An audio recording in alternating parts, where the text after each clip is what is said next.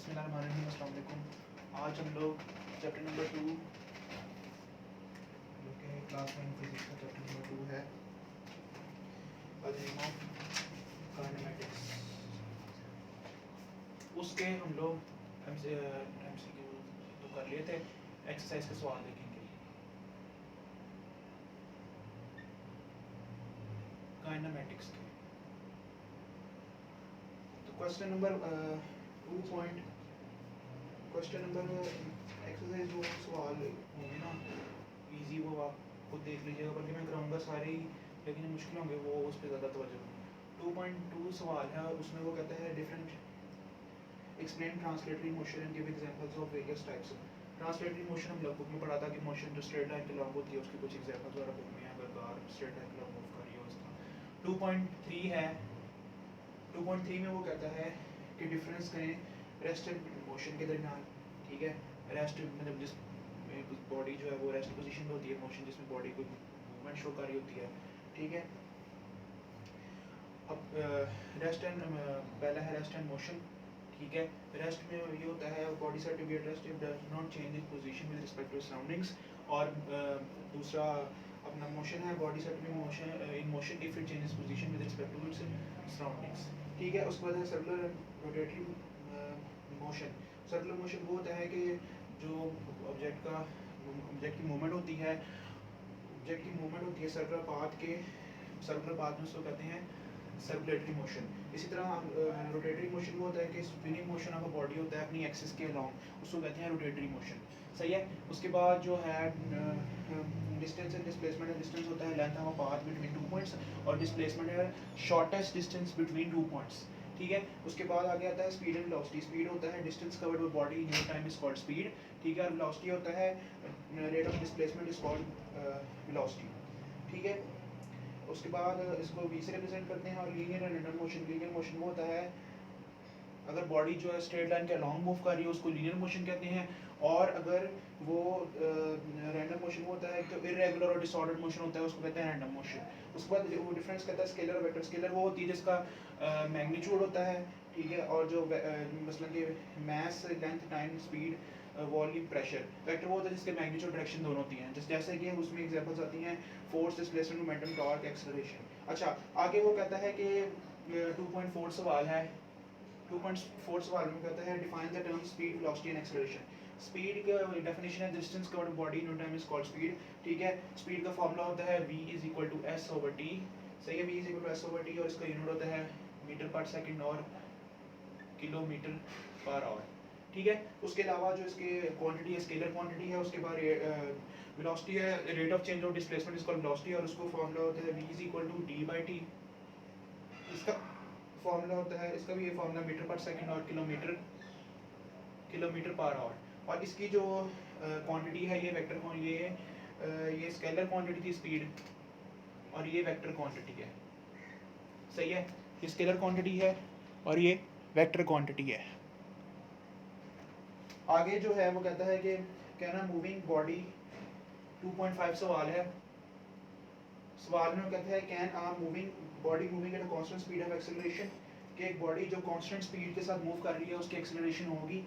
ठीक है, तो इसका जवाब ये है कि उसके अंदर एक्सेलरेशन जो है वो होगी, उसके अंदर एक्सेलरेशन जो है वो होगी, इस लिहाज से होगी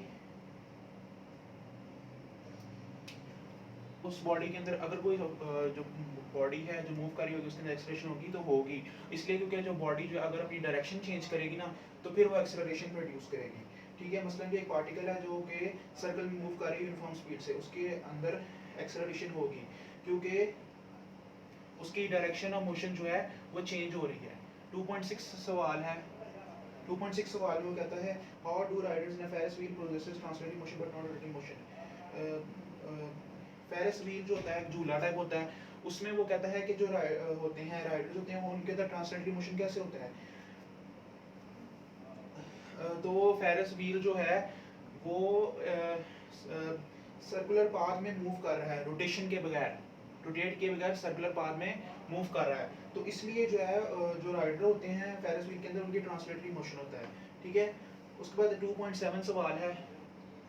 2.7 सवाल में वो कहता है sketch a distance time graph for a body starting from rest, how will you determine the speed of from this graph.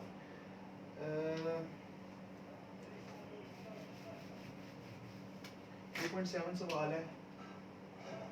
2.7 सवाल में वो कहता है ये डिस्टेंस है और ये टाइम है सेकंड में, डिस्टेंस है मीटर में, और 5 10 15 20 ये टाइम है और ये है 10 20 30 40, ठीक है, ये डिस्टेंस है। तो हमें स्पीड ऑफ ऑब्जेक्ट फाइंड करना है।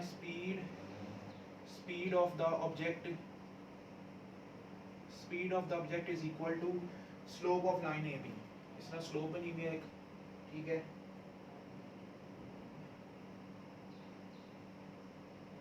A B, slope of line A B. तो slope of line A B, slope of line A B, speed जो ऑब्जेक्ट की है वो इक्वल है slope of line A B के। तो फिर ये बनेगा स्पीड इज इक्वल टू, हमें फॉर्मूला पता है, speed is equal to distance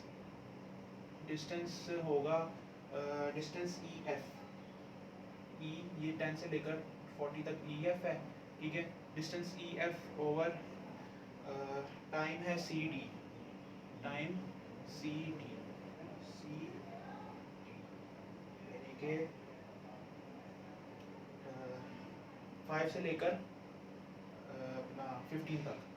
तो ये बनेगा डिस्टेंस की जगह आ जाएगा 20, 10 से लेकर 30 तक है। तो ये 20 का मार्जिन है ना, 20 ओवर डिस्टेंस 20 है, टाइम जो है वो है 10, डिस्टेंस मीटर में और टाइम है सेकंड में।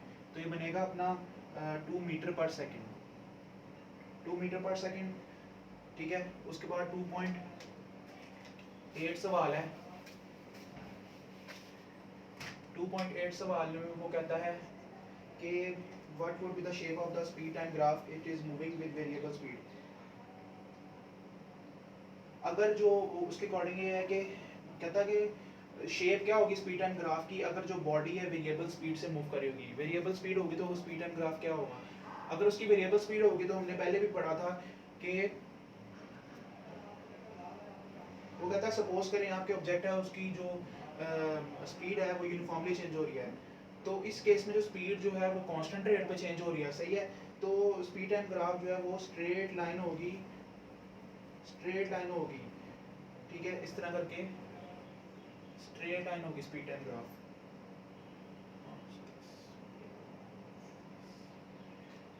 टाइम है सेकंड में और डिस्टेंस है वेलोसिटी है मीटर पर सेकंड में, ठीक है।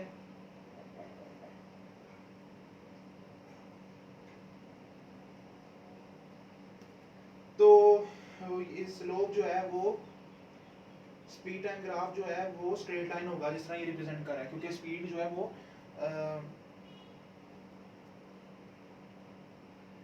बॉडी जो है वो वेरिएबल स्पीड के साथ मूव कर रही है। तो स्पीड टाइम ग्राफ की जो होगा वो स्ट्रेट लाइन होगी, ठीक है।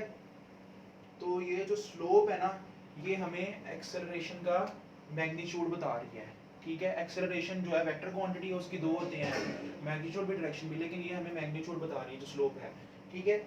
और जो आगे आता है 2.9 सवाल, 2.9 सवाल में वो कहता है which of the following can be obtained from speed time graph of the body, ठीक है। इनिशियल स्पीड, पहला कहता है initial speed, final speed, distance covered in time D, acceleration of motion. तो हम लोग तीनों को फाइंड आउट कर सकते हैं। 2.10 सवाल है उसमें वो बोलता है कि how can vector quantities be represented graphically. हमने देखा था कि ग्राफिकली उसको इस तरह रिप्रेजेंट करते हैं कि एरो है ड्रॉ कर देते हैं, ठीक है। ये सपोज वेलोसिटी को रिप्रेजेंट करना है ग्राफिकली, तो ए बी, ठीक है। इसमें जो है लाइन ए बी जो है जिसका एरो हेड बी के ऊपर होता है वो रिप्रेजेंट करता है वेक्टर क्वांटिटी को, और जो लेंथ है ना पूरी ये बी की लेंथ है, ये लेंथ हमें बताती है अपना लेंथ हमें बताती है मैग्नीट्यूड के बारे में। मार्कर भी लगता है लेंथ मैग्नीट्यूड के बारे में बताती है, और जो इसका एरो हेड है ना वो एरो हेड डायरेक्शन के बारे में बताती है। ठीक है, उसके अलावा जो आगे आता है 2.11 सवाल। 2.11 सवाल में वो कहता है 2.11 सवाल कहता है why vector quantities can not be added and subtracted. Vector quantities वो कहता है क्यों नहीं स्केलर क्वांटिटीज की तरह ऐड या सब्ट्रैक्ट की जाती है। इसका आंसर ये है कि वेक्टर और स्केलर क्वांटिटीज जो है सेम मेथड इसलिए नहीं की जाती क्योंकि जो वेक्टर क्वांटिटीज है उसका मैग्नीट्यूड और डायरेक्शन दोनों होता है, जबकि स्केलर क्वांटिटी में सिर्फ मैग्नीट्यूड होता है, इसलिए वेक्टर क्वांटिटीज को हेड एंड टेल रूल से ऐड करते हैं। 2.12 सवाल है, वो कहता है how are vector quantities daily life. तो वेक्टर क्वांटिटीज वो कहता है क्यों हमारी डेली लाइफ में इंपॉर्टेंट है। वेक्टर क्वांटिटीज हमारी डेली लाइफ में इसलिए इंपॉर्टेंट है क्योंकि फिजिक्स और इंजीनियरिंग वगैरह में यूज होता है। ठीक है, हमें किसी सब्जेक्ट का अगर साइज या पैरामीटर मेजर करना हो उसके लिए ज़रूरी है। उसके अलावा जो है हमें वेक्टर क्वांटिटीज़ की मदद से हम लोग किसी सब्जेक्ट का पोजीशन भी मेजर कर सकते हैं, किसी सब्जेक्ट की पोजीशन भी देख सकते हैं डिस्टेंस और डायरेक्शन की मदद से, और ये एयरप्लेन्स और सेल बोट में भी होता है। 2.13 सवाल है, 2.13 सवाल है था drive question motion for uniformly extended rectilinear motion. ये हमने पहले भी कर लिया है। अच्छा, आ गया 2.14 सवाल sketch a velocity time graph for the motion of body from the graph extend is calculate total distance covered by body. ये भी बुक में सवाल है 2.14। अच्छा, आगे जो है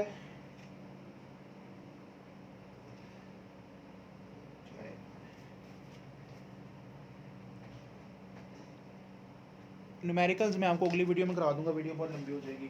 thank you so much for watching. अल्लाह हाफिज़, टेक केयर। वीडियो अच्छी लगी तो उसको लाइक कमेंट और अपने दोस्तों के साथ जरूर शेयर करिएगा, और चैनल को सब्सक्राइब कीजिए और बेल आइकन को दबाइएगा। Thank you for watching. अल्लाह हाफिज़।